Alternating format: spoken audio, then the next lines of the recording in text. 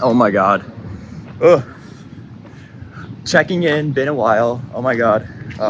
Not sure when the last time. But something massive just dropped. Oh my God. Okay. So the EPA just rescinded their endangerment finding, which means that they're like, okay. So this is going to be a really quick check-in, because I don't necessarily like. I'm working on a lot of things right now. Although I do want to get like this project is like I'm working on a bunch of projects right now. This project is still just as urgent.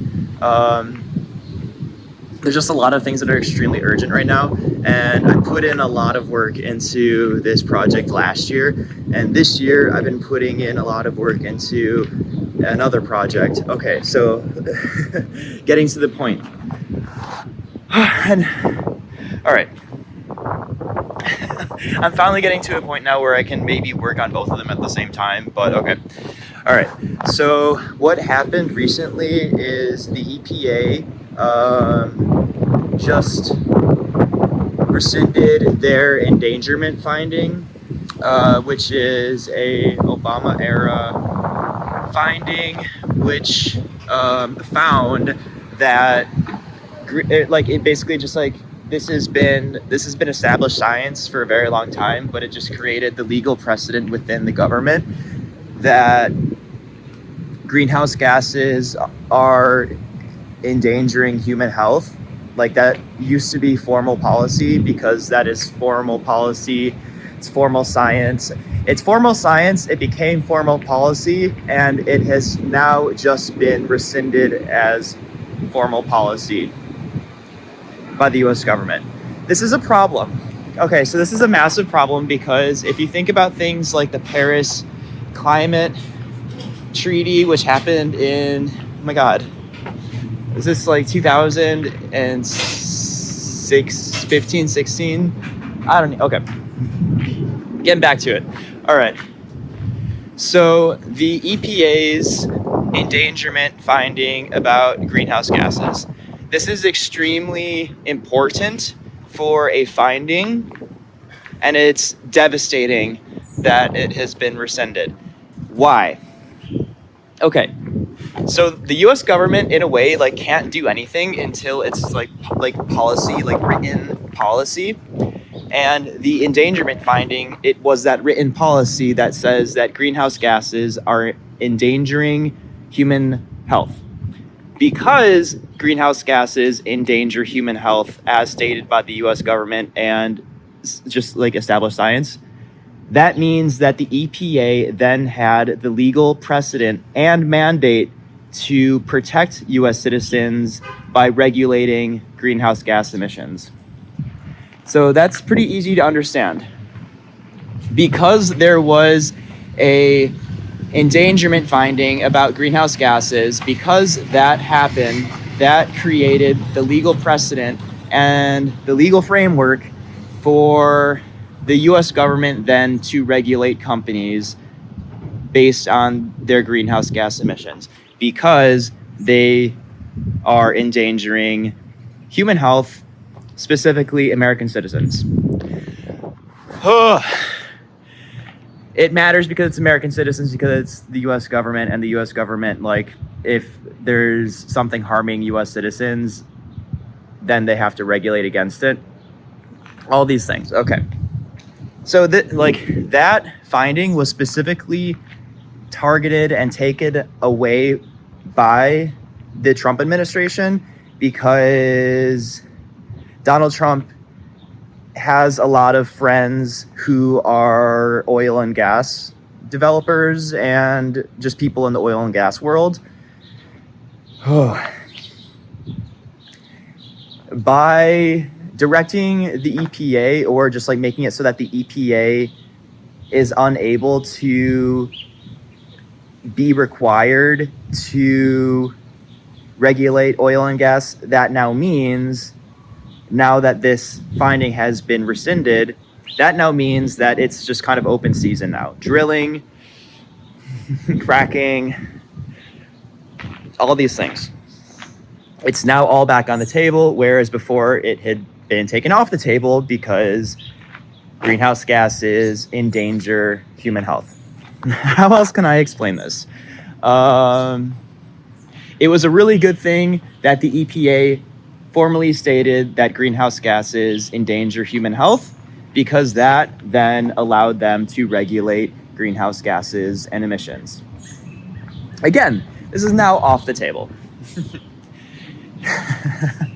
And it will have to be put back on the table by a future administration, which means we really won't be able to get back into regulating greenhouse gases until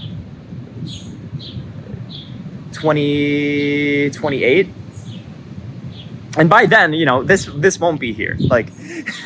We're not gonna, we may not, we may not have a planet. Which is actually really funny, because I'm not even being dramatic, because if you even look at if you even look at the US military's plan of action for the late 2020s and early 2030s, they're fully expecting civil unrest due to climate change. They are fully expecting society to start crumbling because of climate change. They explicitly say that. Okay, very cool. It's not. So it's just horrible, because that means that the US government now is acting completely rogue in terms of climate science, in terms of many other things, but let's just keep it specific to climate science. Completely rogue. Established science, they don't care about it. They just don't care anymore. I mean, they don't care because they have friends in the oil and gas industry, and the oil and gas industry for decades has been denying that climate change even exists. This is just a problem. This is just really bad because I like living. I like the planet. I like the things that live on the planet. I don't really want the planet to burn up. I don't really want extreme weather events to just kind of completely take us out. But that's really that's where we're heading. Okay. So bringing it back to fund renewable energy. Cool thing about fund renewable energy is that even though things are so dire, I don't know if I mentioned this, but it's still possible for it to not be the worst case scenario. It is still possible. There is still time for it to not be the worst case scenario, because again, as I said in a previous vlog, we still have markets. We still do have a society, day by day, less so. But we do still have a society. We still do have markets. We still do have all of these things. We still have commerce. We still have business.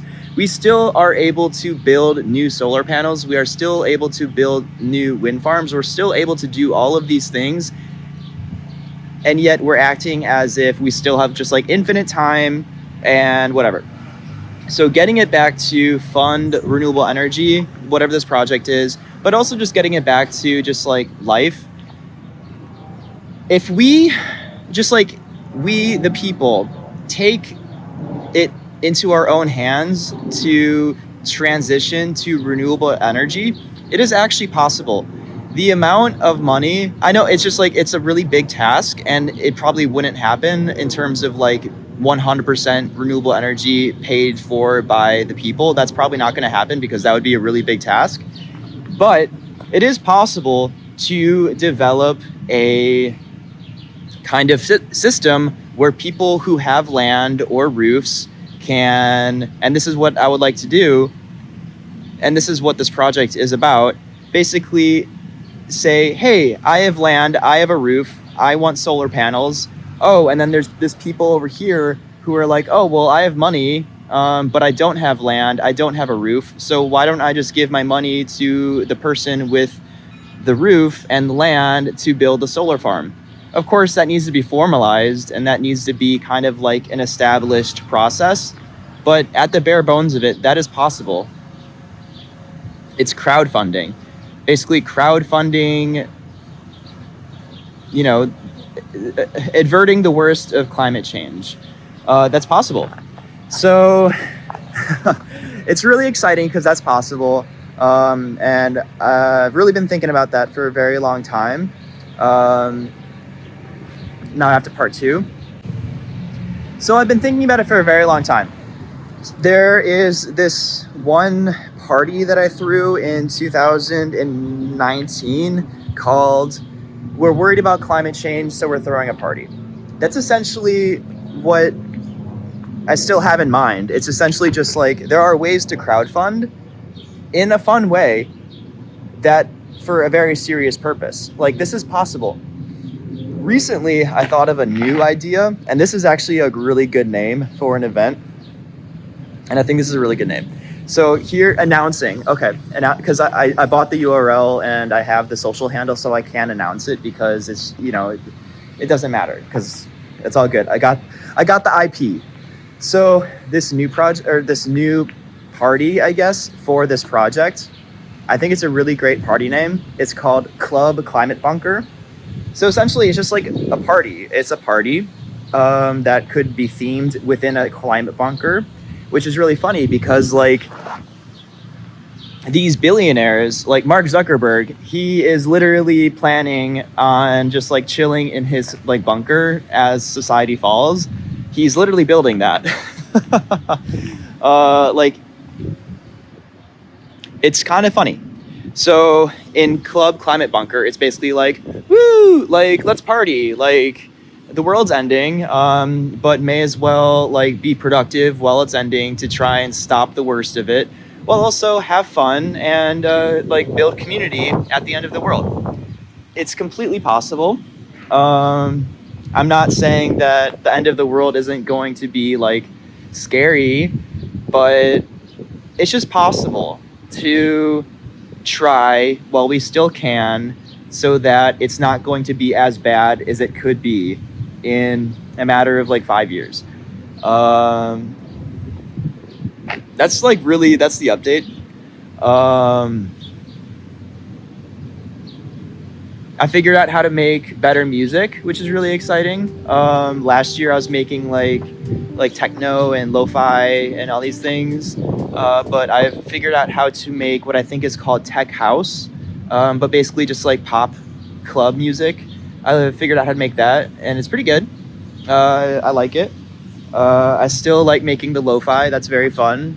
So I'm gonna get back to like making more music for this project pretty soon. I mean, I just need more time. Like that's really I'm really kind of like doing a lot, but I'd like to do more.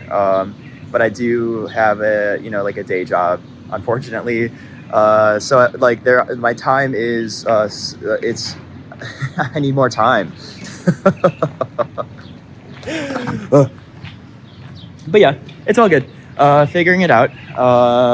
What else? Was that all that I wanted to say? Okay. So the EPA has now made it so that they don't have to really regulate greenhouse gas emissions, which means that they can now open up the door for more oil and gas drilling, even in protected parts of the country, like parts where you were unable to drill before because it had been mandated that greenhouse gas emissions are harmful to human health. So they can really just drill anywhere because it is now policy in the United States government that it's just like, oh, well, I guess like greenhouse gases are not, they don't harm human health, I guess. So that's really the update. I got to get going with my day, like, oh my God. How's everyone doing? I